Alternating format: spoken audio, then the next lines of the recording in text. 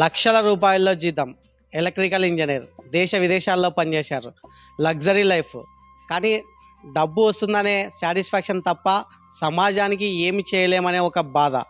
ఆ బాధ వద్దు అని చెప్పేసి సమాజానికి ఉపయోగపడే పని ఏదైనా చేయాలని చెప్పేసి లగ్జరీ లైఫ్ను వదులుకొని కర్నూలు నగరానికి చెందినటువంటి శేఖర్ జిఎస్ ప్లాస్టిక్ అనే పేరుతో ప్లాస్టిక్ ద్వారా సంపద సృష్టించవచ్చు అంటున్నారు. ప్రస్తుతం మనతో ఆయన ఉన్నారు. మరిన్ని విషయాలు అడిగి తెలుసుకునే ప్రయత్నం చేద్దాం. సార్, ముఖ్యంగా మీరు ఎలక్ట్రికల్ ఇంజనీరింగ్గా దేశ విదేశాల్లో పనిచేశారు. ఆ లైఫ్ చాలా లగ్జరీగా ఉంటుంది. కానీ ఈ చెత్త బ్యాగుల ద్వారా సంపద సృష్టించవచ్చు అనే ఆలోచన మీకు ఎలా వచ్చింది? హలో అండి, నా పేరు శేఖర్. నేను ఫస్ట్ బిజినెస్ స్టార్ట్ చేయాలనే ఆలోచన వచ్చినప్పుడు మనము చేసే బిజినెస్ మనకి ఫైనాన్షియల్గా సపోర్ట్ ఇవ్వడమే కాకుండా పర్యావరణానికి కూడా పడే విధంగా ఉండాలనే మెయిన్ ఉద్దేశంతో నేను దీన్ని 2018లో జిఎస్ ప్లాస్టిక్ రీసైక్లింగ్ అనేదాన్ని స్థాపించానండి. దీంట్లో మనము ప్లాస్టిక్లో చాలా రకాలు ఉంటాయండి. సో దాంట్లో మేము ఎంచుకున్నది పీపీ, పాలీప్రొపిలిన్ని మేము మొత్తం ఇండస్ట్రీస్ దగ్గర నుంచి, ఇక్కడ లోకల్ కొన్ని ఏరియాస్ దగ్గర నుంచి కలెక్ట్ చేసి వాటిని క్లీన్ చేసి దాన్ని గ్రాన్యువల్స్గా మేము రీసైకిల్ చేస్తామండి. డిఫరెంట్ కైండ్స్ ఆఫ్ ప్లాస్టిక్ని మనము ఒకేసారి రీసైక్లింగ్ చేయలేమండి. అంటే ప్లాస్టిక్లో చాలా రకాలు ఉంటాయి. ప్రతి రకాన్ని మనం సెగ్రిగేట్ చేసి ప్రతి రకాన్ని మనము గ్రాన్యువల్ చేయాలంటే సపరేట్గా రీసైక్లింగ్ చేయాల్సి ఉంటుందండి. ఈ ప్లాస్టిక్ రీసైక్లింగ్లో నేను ఇప్పుడు చెప్పినట్లు సెగ్రిగేషన్ అనేది మెయిన్ ఇంపార్టెంట్ థింగ్ అండి. సో మనం సెగ్రిగేట్ చేసుకొని ఎప్పుడైతే మనం పక్కన పెట్టుకుంటామో అప్పుడు ప్రతి ప్లాస్టిక్ని మనం రీసైక్లింగ్ చేయొచ్చండి. ఈవెన్ మల్టీలేయర్ ప్లాస్టిక్ని కూడా మనము చాలా వేస్లో, అంటే రోడ్స్ వేయడం, ప్లస్ ప్లాస్టిక్ బ్రిక్స్ తయారు చేయడం, ప్లాస్టిక్ టైల్స్ తయారు చేయడం, ఇలా డిఫరెంట్ వేస్లో మనం రీసైకిల్ చేయొచ్చు, రీయూజ్ చేయొచ్చండి. సో అందుకే ప్రతి ఒక్కరికి నేను ఈ వీడియో చూసే ప్రతి ఒక్కరికి చెప్పడం ఏమి అంటే, మనం తప్పకుండా నిత్యము మనం యూజ్ చేసే ప్లాస్టిక్ని వేస్ట్గా మనము వేస్ట్ బిన్లలో పడేయకుండా తడి చెత్త, పొడి చెత్త అని మున్సిపాలిటీ వాళ్ళు చాలా రకాలుగా ప్రచారాలు చేస్తున్నారండి.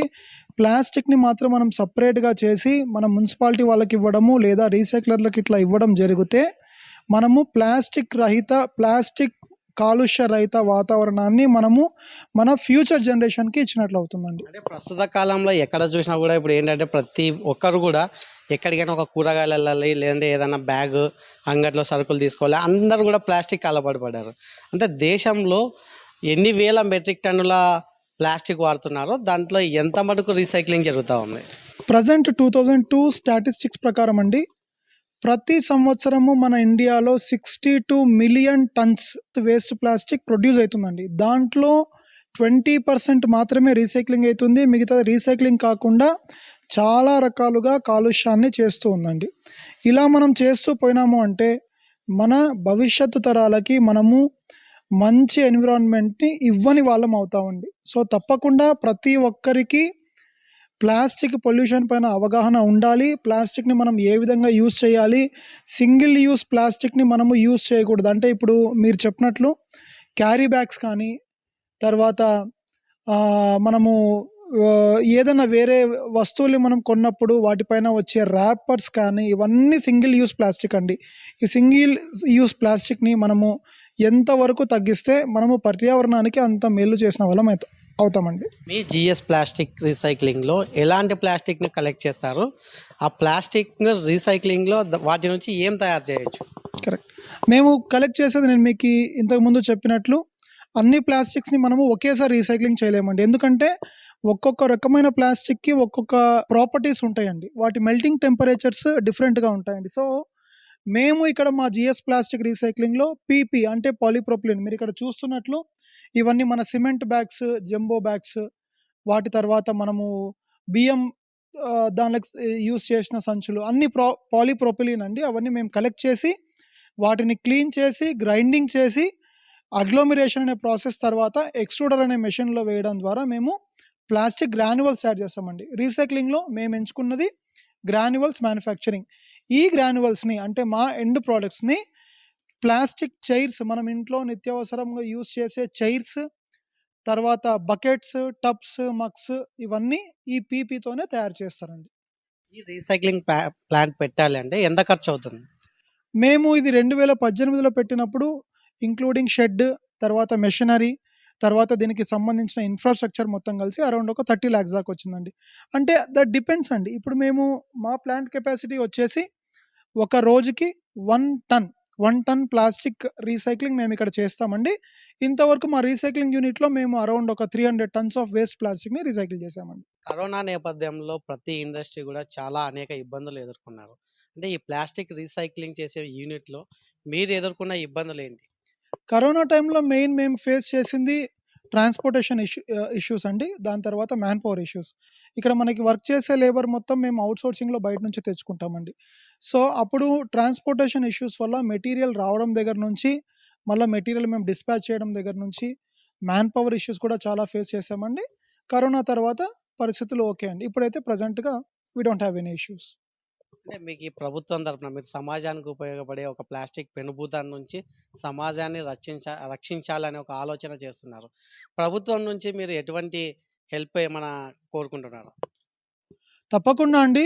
ఇప్పుడు మాలాగా కొంచెం చదువుకున్న వాళ్ళు కొంచెం ఈ ఫీల్డ్‌లో వస్తున్నారు కాబట్టి, అంటే మనం పెట్టే ఇండస్ట్రీ 10 మందికి ఉపయోగపడే విధంగా ఉండాలి. మనకి ఉపయోగపడాలి. అదే విధంగా పర్యావరణానికి ఉపయోగపడాలి అనే మెయిన్ సదుద్దేశంతో అందరూ వస్తున్నారు కాబట్టి, ప్లాస్టిక్ రీసైక్లింగ్ అనేది మెయిన్‌గా కొంచెం ఖర్చుతో కూడుకున్న పని అండి. దీనికి యూజ్ చేసే కరెంట్ దగ్గర నుంచి, దీనికి కావాల్సిన ల్యాండ్ దగ్గర నుంచి, కొంచెం ల్యాండ్ ఏరియా కూడా పెద్దగా కావాలండి. మనం ప్లాస్టిక్‌ని మొత్తం తెచ్చి ఇక్కడ డంప్ చేసుకోవాలి. వాటిని సెగ్రిగేట్ చేయాలి. వాటిని క్లీనింగ్ ప్రాసెస్ చేయాలి. దానికి దానికి సంబంధించి కరెంట్ కూడా చాలా దీనికి మెయిన్ ఇంపార్టెంట్ అండి. ఈ కరెంట్ అనేది ఇప్పుడు మాకు అరౌండ్ ఒక 120 హెచ్‌పీ దాకా కరెంట్ యూజ్ అవుతుందంటే, అంటే ఓన్లీ ఒక్క మెట్రిక్ టన్, ఒక్క టన్ను ప్లాస్టిక్‌ని రీసైక్లింగ్ చేయాలంటే కూడా, గ్రాన్యూల్స్‌గా మార్చాలంటే కూడా అరౌండ్ ఒక 120 హెచ్‌పీ సప్లై అనేది యూజ్ అవుతుందండి. సో, ప్రభుత్వం నుంచి మేము కోరుకునేది ఏమి అంటే, మన పర్యావరణాన్ని రక్షించే విధంగా ఉన్న ఏ ఇండస్ట్రీస్ కన్నా సరే ప్రభుత్వం తరపు నుంచి కరెంట్ సబ్సిడీస్ కానీ, దాని తర్వాత ల్యాండ్ కానీ ప్రభుత్వం ఏమన్నా మనకు కల్పించింది అంటే తప్పకుండా మనము ఈ ప్లాస్టిక్ పొల్యూషన్ నుంచి కానీ, మనం మన పర్యావరణాన్ని రక్షించిన వాళ్ళం అవుతామండి. ముఖ్యంగా మీరు ఎలక్ట్రికల్ ఇంజినీరు. అంటే మీ ఇంట్లో వాళ్ళు కావచ్చు, మీ ఫ్రెండ్స్ కావచ్చు. చెత్త బ్యాగ్స్ ద్వారా సంపద సృష్టించవచ్చు. అంటే మీ లైఫ్ వేరు. కానీ ఇదొచ్చేసి డిఫరెంట్ లైఫ్. అంటే మీరు ఈ ఇండస్ట్రీ స్టార్ట్ చేసేప్పుడు వద్దు అని ఎవరన్నా మిమ్మల్ని అడుగున్నారా? లేదండి. బై గాడ్స్ గ్రేస్ నాకు ఇంట్లో వాళ్ళ సపోర్ట్ చాలా ఉంది. ముఖ్యంగా నా వైఫ్ గౌతమి అండి. తను నేను ఆ జాబ్ వదిలేసి ఇక్కడికొచ్చేసి ఇట్లా చెత్తతో వర్క్ చేస్తాను అంటే ప్రెజెంట్ సిట్యుయేషన్‌లో అయితే ఎవరు వద్దంటారండి. ఎందుకంటే ఉన్న లైఫ్ బాగుంది గదా! హ్యాపీగా మంచి కంపెనీలో, మంచి ఎంఎన్‌సీస్‌లో జాబ్ చేయడం వదిలేసి ఇక్కడికొచ్చి ఈ చెత్తతో వర్క్ ఏమి అంటారు. బట్ నేను తనకి ఈ విషయం చెప్పిన వెంబడే తను చాలా హ్యాపీగా నా సపోర్ట్ నీకెప్పుడు ఉంటుంది.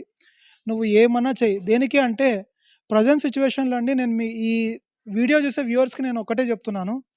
మనం రేపొద్దున మనం కష్టపడేదంతా మన ఫ్యూచర్ జనరేషన్స్‌కి, అంటే మన పిల్లలు బాగుండాలి అని చెప్పి మనం ఏదో రేపు ఒక కోట్ల రూపాయలు సంపాదించేసి వాళ్ళకి ఎన్ని ప్రాపర్టీస్ పెట్టినాము, ఎన్ని చేశాము అనేది కాదండి. వాళ్ళకి ఎన్ని ప్రాపర్టీస్ పెట్టినా, మనం ఎన్ని చేసినా వాళ్ళకి మంచి ఎన్విరాన్మెంట్ అనేది ఇవ్వకుంటే మనం పెట్టిందంతా వేస్ట్ చేయండి. మనం ప్రెజెంట్ సిట్యుయేషన్‌లో చూస్తున్నాము ఢిల్లీ పరిస్థితి. ఢిల్లీలో ఉన్న పొల్యూషన్ అందరికీ తెలుసు. ఢిల్లీ లాగానే చాలా వరకు కూడా సిటీస్ రాబోయే తరాల్లో మనము ఎటువంటి విధంగా మనము ఏం లేకుండా మన జీవన స్థితిని మనం డైలీ మన జీవనశైలిని ఇలానే కొనసాగిస్తే తప్పకుండా మనం ఉండే ప్లేసెస్ గూడా రాబోయే తరాలంటే కూడా ఎక్కువేం లేదండి. ఒక 5-10 ఇయర్స్ అంతే. ఢిల్లీ కంటే ఇంకా వర్స్‌గా తయారయ్యే ఛాన్సెస్ ఉన్నాయి. అలాంటి టైంలో మన జనరేషన్‌కి మనం ఎన్ని కోట్లు సంపాదించి పెట్టినా ఏం లాభం అండి?